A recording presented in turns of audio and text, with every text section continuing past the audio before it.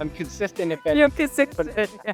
Somebody kindly raised their hand and said, Arjun, you know the brain doesn't move, right? And I'm like, yes, I know. Treating 50 brain mets, you might as well be doing the whole brain. It's a dogma that we face, and I get that question all the time till this day. It's like giving whole brain radiation, but it's not. In these episodes, I will be speaking to clinicians who are changing the game in radiation oncology.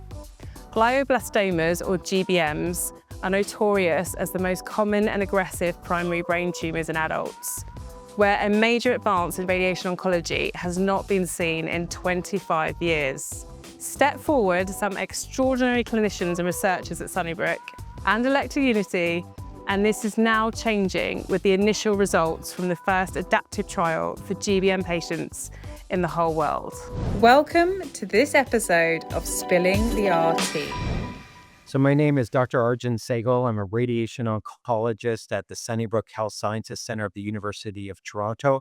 I'm also the chief of radiation oncology here, and I direct the cancer ablation therapy program, which we've newly coined the Cancer Ablation Adaptive Therapy Program, or CAT program.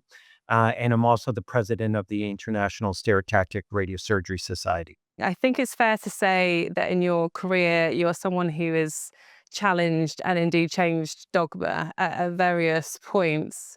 And one could say that using MR-guided radiotherapy on the brain is a good example of that, because some people would say, obviously, despite the fact that it's been used in RT planning for a long time, why are you doing the treatment with real-time MR? Yeah, it's a great question. And it's one that I faced really early on because we were one of the founding members of the Elekta MR-Linac Consortium. And when we were going through the initial meetings of developing the technology and talking about the prototype and what it would look like and what we were going to do with it, I will never forget the day we were at the MD Anderson and we were kind of talking about what disease site groups we were going to form. And we had to have an organized structure in terms of how we were going to develop the MR-Linac because it hadn't been developed yet. So it was an exciting time. And I remember going up there, and I was a relatively junior radiation oncologist at that time, and I pitched the brain, and somebody kindly raised their hand and said, "Yeah, Arjun, you know the brain doesn't move, right?" And I'm like, "Yes, I know the brain doesn't move, but if there are changes occurring with that tumor during a 3-week or 6-week course of radiation, maybe there's a target that we can adapt onto. And if we can adapt onto it, maybe we can finally stop this dogma of radiating half the brain for glioblastoma. When these patients are incurable, we're trying to limit toxicity. And why don't we give them the advantage of this technology like we're giving so many others, like in prostate cancer, pancreatic cancer? Let's look and see whether or not this makes sense. And so they gave me the green light to kind of pursue the research. And ultimately, we were able to show that tumors are migrating throughout the brain and they are dynamic. And it's not the brain moving, but it's the tumor that's changing. And that brings us to a potential to exploit the power of MR-guided adaptive radiotherapy, and in particular, the MR piece, because now we can see the tumor for the first time. I think it's really exciting. But before we go a little bit more into the MR side of it, GBMs are quite well known as being quite horrible and aggressive tumours, particularly in adults. Are you able to explain in your own way for someone who might be listening who doesn't know what they are and maybe why they are so challenging to treat? So glioblastoma is a primary tumor of the brain. So it is in the sanctuary site that we consider traditionally where drugs can necessarily penetrate. In fact, the only real advance that's happened over the last few decades has been the advent of temozolomide. So we really haven't been able to move the needle. And if you look at radiation, the way that we treated glioblastoma was to give as much as we felt that the brain could tolerate, but we didn't want to miss. And we only had one MRI that we could get to plan it and then go forward. So we made these big margins thinking we had to treat big volumes of the brain in order to try and control a disease that's essentially incurable and resistant to most therapies. And radiation is a cornerstone of the therapy for glioblastoma because it puts the brakes on it. It doesn't cure it, but it puts the brakes on it. And that's why it's such an important modality for a tumor that's just so incredibly aggressive. Because if we could start with the drug and maybe wait on the radiation for later and maybe buy some time before we expose patients to the adverse effect profile of radiation, we would, but we realize we can't because it's that aggressive of a cancer inherently. Now, what we have realized and what we've learned is that there are two fundamental molecular subtypes or different molecular subtypes that actually show that there are patients who are going to be long-term survivors. And in some situations are living longer than in other cancers that are also incurable. So there is an opportunity to try and improve the outcomes for patients who are actually going to live many years versus what we traditionally have thought uh, as uh, as a as a survival of only a year, in most cases. How did the United trial actually come about? And when did you start challenging this long held belief that HCGs were static? So when we were starting to do some of the predicate work to build a case for using the MR-Linac for glioblastoma, because it was not only internationally that we were trying to move this message forward and advance the science, but it was also in my own local hospital where people were saying, well, why are you doing this for the brain? So we did this predicate work while we were developing the machine as part of the founding members of the Elekta consortium. So we started imaging people regularly. So we started day 10, day 20, during a 6-week a course of radiation. And that's when that light bulb moment came off. And we started seeing these changes. But it wasn't just volume. And what I was interested in was not necessarily, oh, it changed by 5 cc's up or 10 cc's down.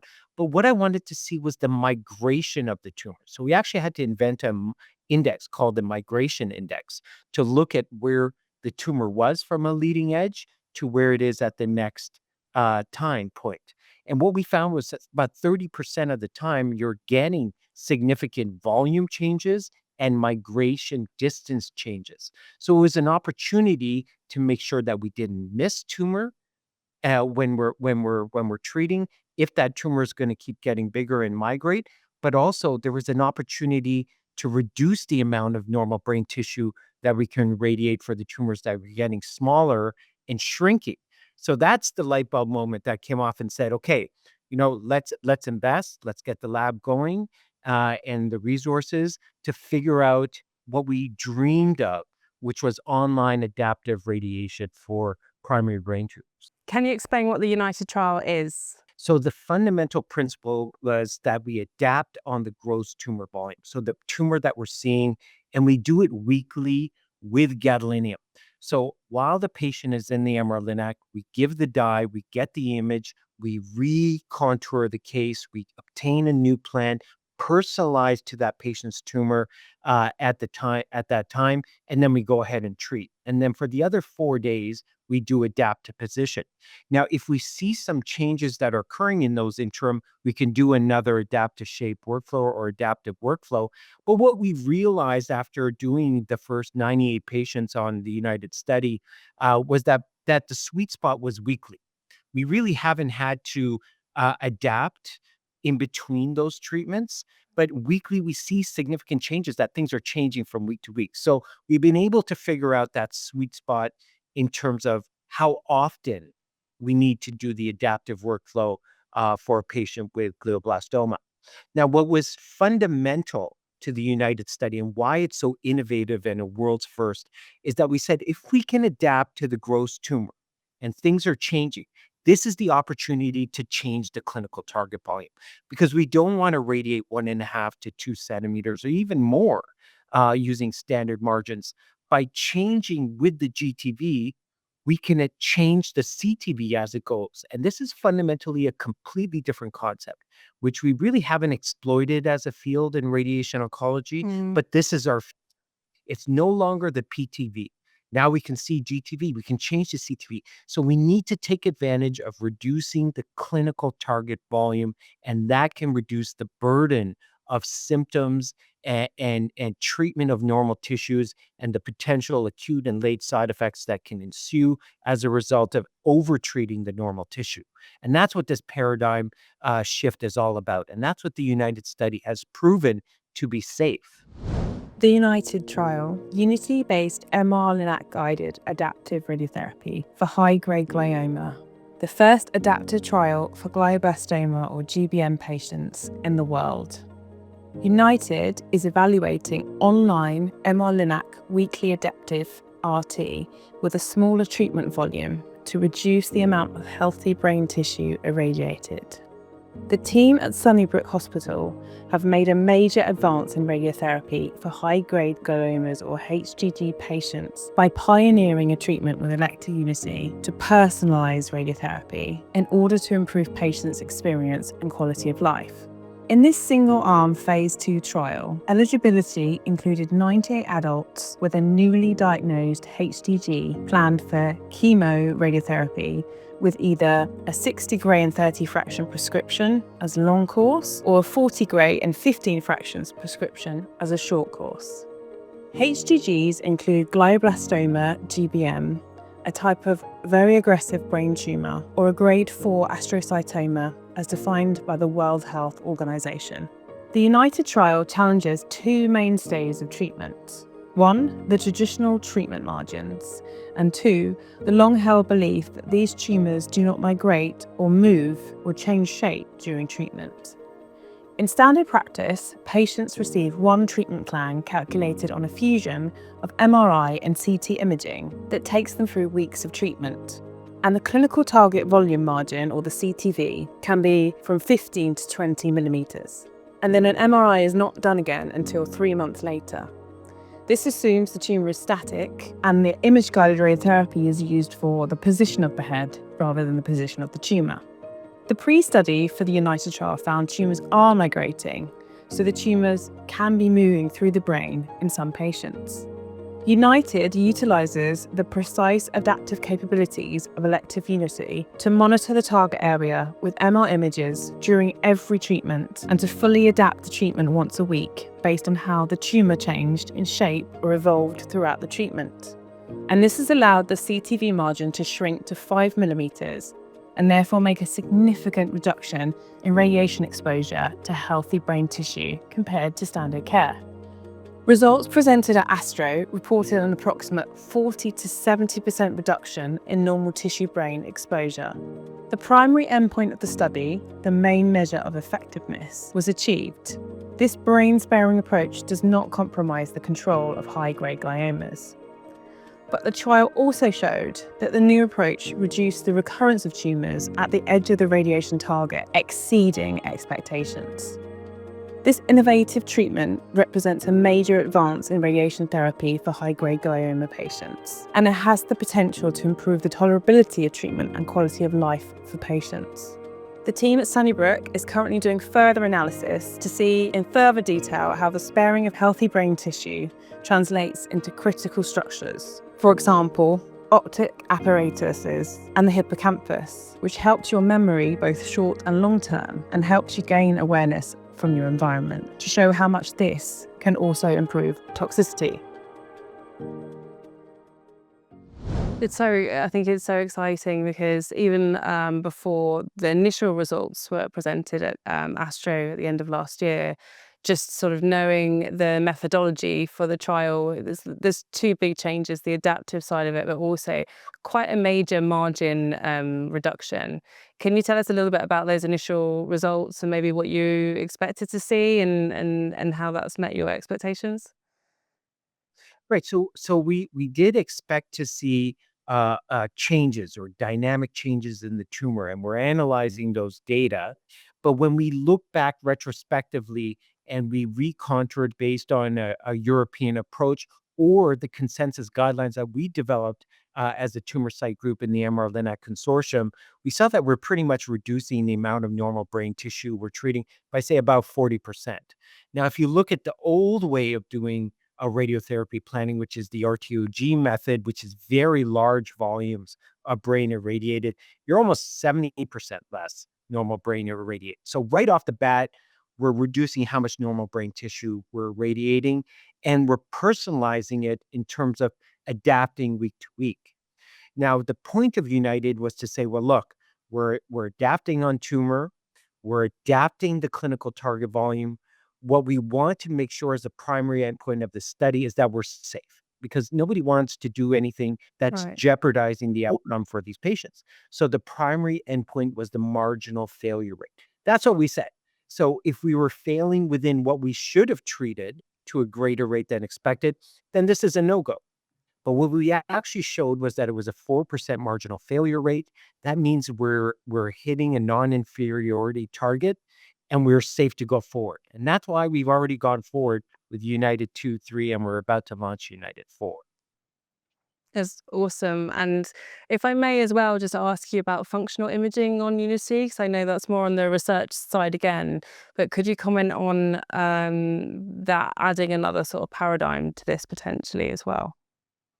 Right. So the way that we're doing this is we're building on United One. So we've shown that it's safe, we've got an approach, but we need to standardize it to make it more generalizable to the world, because it's not good enough to say, well, that's how the Sunnybrook team did it. People want to know, well, how did they actually do it? Like, Mm. what are the nuts and bolts? So we've standardized how much personalized flare that you can take in our United 2 and 3 studies, which are an elderly dose escalation study and then also a de-escalation phase 1, phase 2 study, similar to United 1 with 6 weeks of radiation. And these are going well, and we accrue very quickly. We've been obtaining the data, and we've been thinking ahead about how do we what's the next step, which is United 4. And United 4 is a much more constrained, personalized clinical target volume. So we're making those steps to make it generalizable to no matter where anybody is in the world, they'll be able to do it.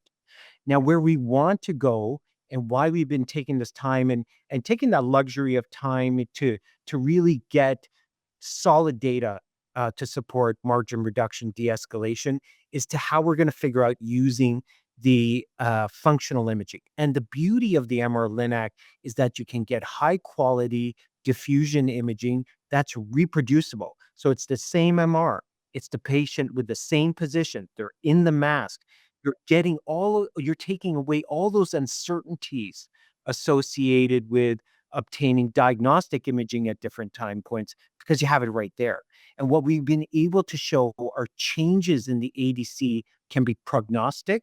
So you can inform patients better as they're going through how long they're going to live, but also predictive. And we've been able to show when we have in submission that within the tumor, we can start to determine what's radiosensitive and what's radio resistant from week to week.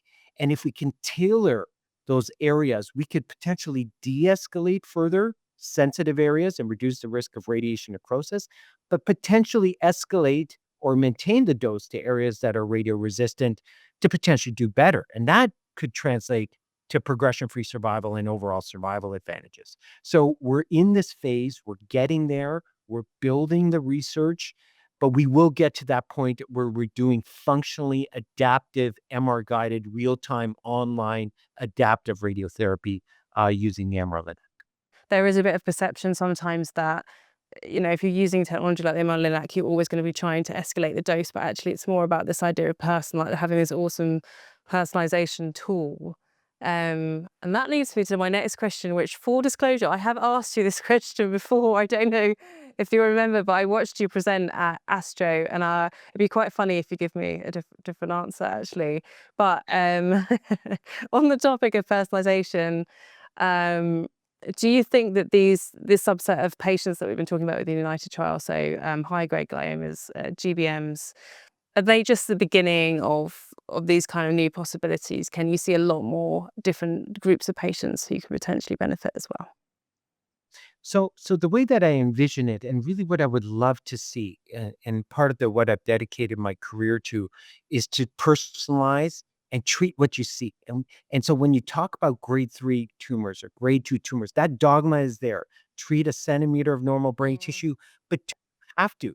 Like if the normal brain is there and we can see the flare and we can see the change, that we can see the tumor, and now with new drugs like targeted therapies that are on the horizon for low-grade glioma, those drugs may be able to control the micrometastatic disease, put the brakes on the tumor while the radiation really personalizes only on the tumor that we see, and we reduce or avoid completely normal brain tissue that we treated that we need to treat in those patients that are going to live 10, 15, 20 years down the road.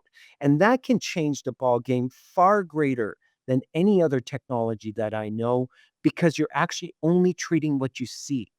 And that's where I think we're going to get to as a field, and that's where we should get to as a field in radiation oncology, not only in the brain but across the board.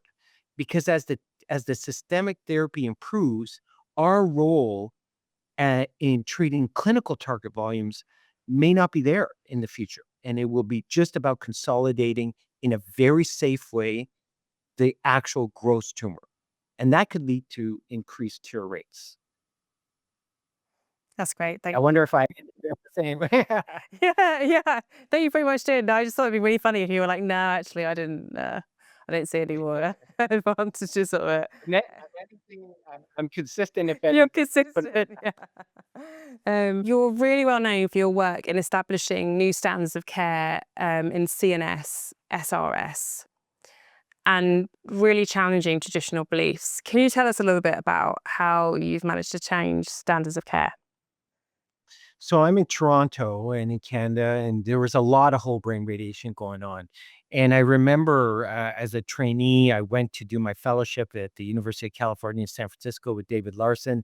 And there was someone getting presented with 8 brain mets. And they said, well, how would you manage it? I said, whole brain radiation, because we really hadn't utilized the power of radiosurgery during my training. We just didn't expose to it. We didn't have the technology. We were using it sparingly. And this concept of treating somebody with 10 metastases just wasn't there. And when I learned it in San Francisco, part of my mission when I came back was to bring it to Toronto and to patients in my institution, and really go forward, because I was a believer that there is no need to give upfront whole brain radiation for patients with limited brain metastases or even multiple brain metastases, and reserve it as a salvage therapy. Because if you can technically do it and it's safe and you know how to do it, then you should go focal and save the whole brain radiation for later, because there's only so many times you can treat with whole brain radiation, and why do it up front? And this was a difficult paradigm to convince the community to adopt, but we were doing it. And I remember in those days when I was at Sunnybrook, we had a Linac based cone system. So I would get the unit at 6 o'clock. 3 times a week, I was treating until midnight, and I was doing patients with 2 or 3 or 4 brain metastases, because there was only so much I could do with the system, which was frame based and Linac based. But I was doing it, and there was a lot of sleepless nights, and our team had so much overtime, and we truly believed we were doing the right thing. And it wasn't rocket science, because there were data to back it up. They were just waiting for the neurocognitive data to say that we were making a difference in terms of functional outcomes. And then when Eric Chang's study came out and then Paul Brown's study came out, I think that cemented the field that radiosurgery alone for patients presenting with a limited number of brain metastases is the right way to go. So alongside with that, we did make some transitions here at Sunnybrook where we started using frameless radiation. So that opened the door to improving throughput. So now I could get more patients through because we didn't have to do the frame, and we could use daytime more effectively. But ultimately, my mission was to do 10, 20, 30 brain mets as I had been trained to do. And that's when the technology of Gamma Knife transitioned to a frameless image guided approach. This is exactly what we were waiting for. And then we made the investment with the cancer ablation therapy program, and we were the first in Canada to treat with the Gamma Knife icon. And that was a game changer, because now we have the power of the Gamma Knife. We can treat multiple lesions, and we started adopting certainly up to 10 brain metastases as the evidence had shown, and slowly grew it from there to what we envisioned, which was that if we can technically do it and the patient is fit enough, that we should treat focally no matter how many lesions. Now, we did this on a clinical trial, and I'm proud to say that we've completed the trial of up to 50 brain metastases. So we allowed for 5 to 50 brain mets treated with radiosurgery alone as an observational phase 2 study. My colleague Eric Singh led this trial for us, and we're currently analyzing the data. And it's really exciting, because you're talking about true prospective data with a number of brain metastases that most centers just haven't done yet. And we're going to have those neurocognitive outcomes. So let's see, more to come. We're analyzing the data, but we'll do it in an evidence-based way. And we did it as a result of the ability of having image-guided gamma knife therapy. And moreover, when you start to talk about treating 30, 40 brain mets with image-guided therapy, you have to have a workflow. So we actually developed a workflow called SPARE, or spatially partitioned adaptive radiosurgery. And that's where we take a patient who they want a mask, they don't want a frame, they don't want to lie there for 44 hours while we treat 40 brain mets.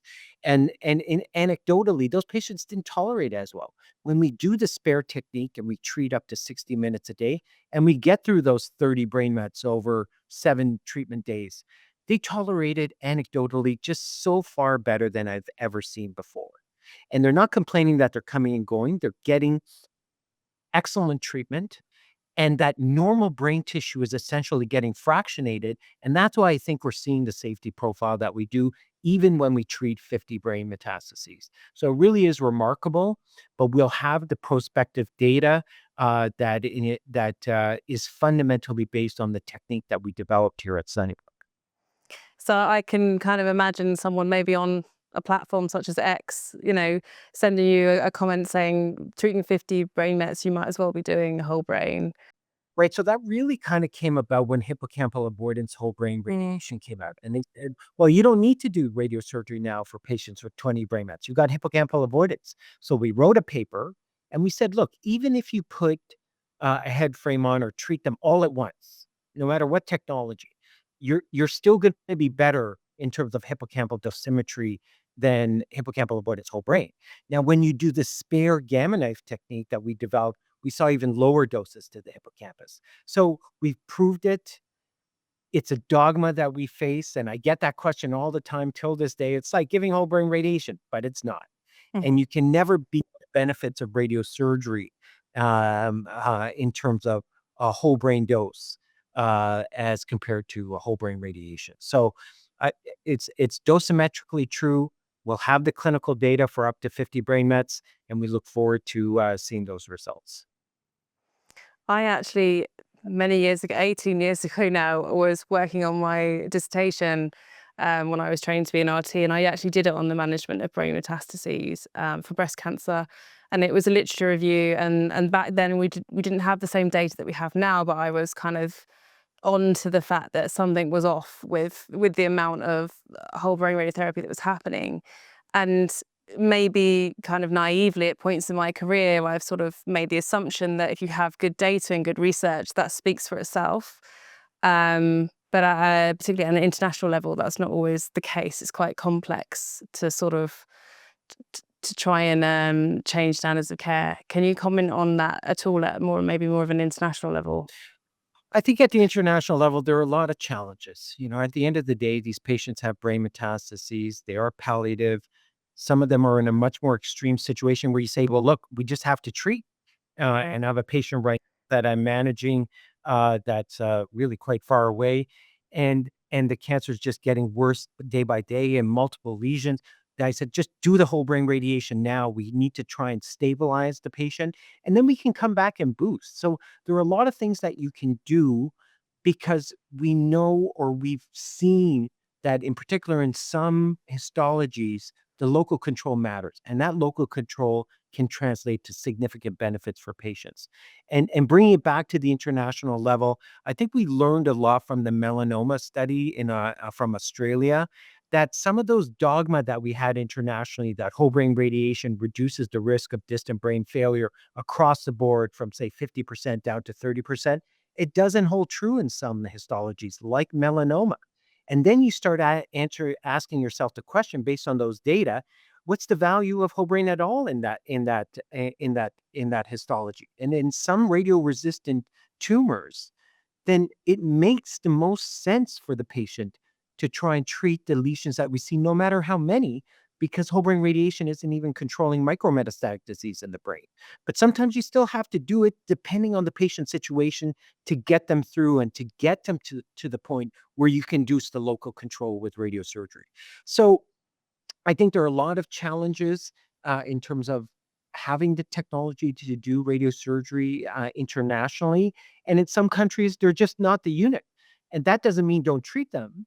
It Mm. just means that we strive to do better in those countries and help those countries obtain the equipment, the knowledge, the understanding, so that they can offer the treatment that they want to offer to their patients, but they just can't.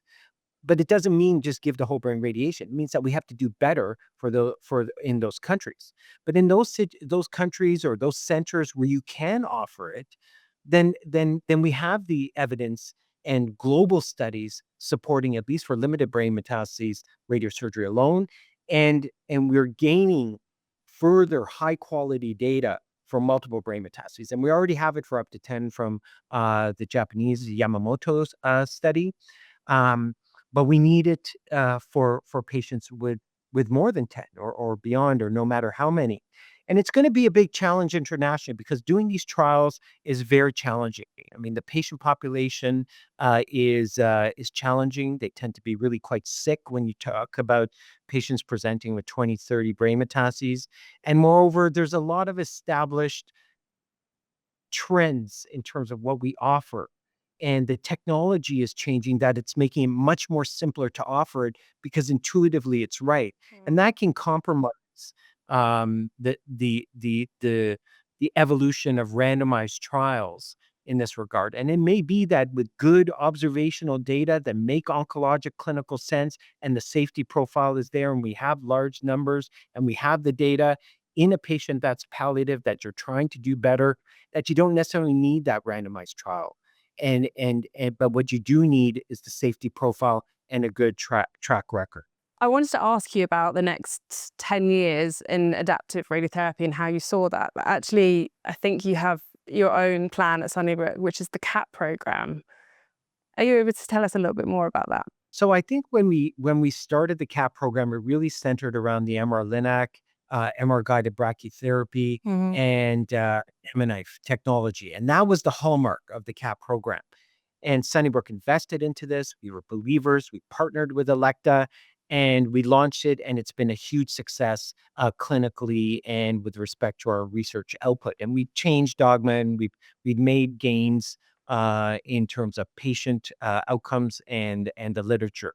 So we're very proud of that at Sunnybrook and the entire team for launching the CAT program. But we have embarked on the next phase, which is cancer ablative adaptive therapy. And the adaptive therapy program is going to be more mainstream in cancer centers around the world because the technology is allowing us to do this. And with advances in CT adaptive radiation, you can see the day where some tumors that are more static, that may not necessarily need MR guidance, but adaptation during their course can take advantage of high quality cone beam CT, the software, the technology, and do the adaptive radiotherapy. And we've seen the Evo product that was launched, and we're very excited about it as all kind of systems are starting to evolve in providing CT-based adaptive radiotherapy. So I think there is that need so that one day every single patient gets an adaptive plan at least once during their course of therapy, no matter what tumor. And that's kind of what we're thinking. However, there are some tumors where we know we need to invest and provide that MR-guided adaptive radiation because CT adaptive is just not going to cut it. And that's where continuous motion management comes in, and say pancreas.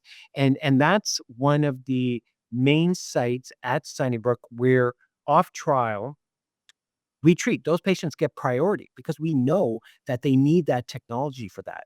And we feel more reassured in our treatments and the ability to provide as much dose as possible by exploiting that technology.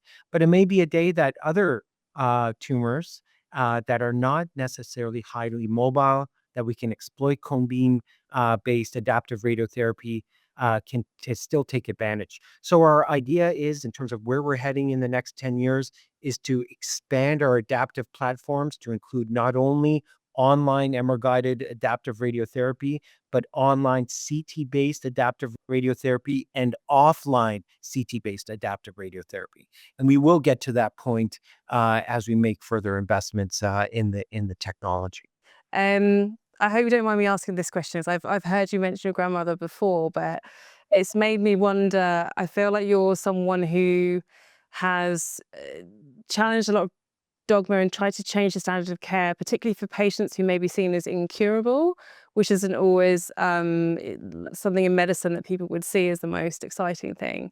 Do you think that having a grandmother who had, I believe, ovarian cancer, and that was quite a long-term disease, that may have sparked a bit of a passion in you to really look after people who are living with cancer? Well, thank you for that question, and certainly with my own grandmother, we lived through about 14 years of her with ovarian cancer and metastatic disease, which was incredible. And I saw her take advantage every step of the way with the next advance and the next advance, and she lived far beyond we could ever imagine. And I think when I went into medicine, to become an oncologist, and having that exposure that the next advance can translate to better quality of life, to more life, has really driven me to try and improve the quality of what we deliver in radiation oncology, because we have the benefits of all these incredible changes in technology that if we can use them and we can create that next step, ultimately, this improves the life of cancer patients. And that's what we want. That's why we do it. And that's why when some people say, well, why are you using all that technology? They've got metastatic cancer or they've got a glioblastoma and we know that their survival is limited. To me, that's the wrong question. The question is, why aren't you using it? Because that patient can have benefits. We can improve their life. We can do that for that time that they have left. But ultimately, if we don't keep trying and advancing, we'll never make that change for them to live longer. And that's where we will head in the future. Thank you. Final question, but it might be the worst one of all. Could you pick one highlight so far from your entire career? Maybe you feel it's still to come. So it's a funny question, and it's a difficult question because I've thought about it, and certainly I'm proud of really reducing the amount of whole brain radiation that's been delivered in Canada, and I think the Sunnybrook team has really made that effort and trained centers across Ontario, but also nationally, and advocated for reduced whole brain radiation. So I'm proud of that. I'm certainly proud of spine, where we invented the 24 grain 2 fraction regimen and proved it in a randomized study that we can improve complete response rates for pain, and built the field alongside with many others that were giants in the field. And I had the benefit of learning from David Larson in San Francisco and taking that experience, but growing it into an international space. But I think what I'm most proud of as a team Sunnybrook and what we did really from the ground up. And that was the beauty of being part of the MR-Linac consortium is united and changing the clinical target volume for glioblastoma. And I think in the back of my mind, I was always dedicated to that, and brain SRS and spine SRS just led me to this point where internationally and globally, we can really make a change that has not happened for the last 40 years and change the CTB. And so I think if we do that, I think that's something that we can be proud of at Sunnybrook, because we started this endeavor and we brought it home. That's awesome. I've said it before, but I find the United trial so exciting. I think a lot of exciting things have happened, particularly over my last 8 years at Elekta. But can't remember a time when I was kind of so inspired by something that was going on. So, and I can't wait to see what you guys do next with it as well. Thank you. Thank you very much. If you enjoyed the conversation today, then don't forget to like and subscribe wherever it is on your screen, and tune in for the next episode.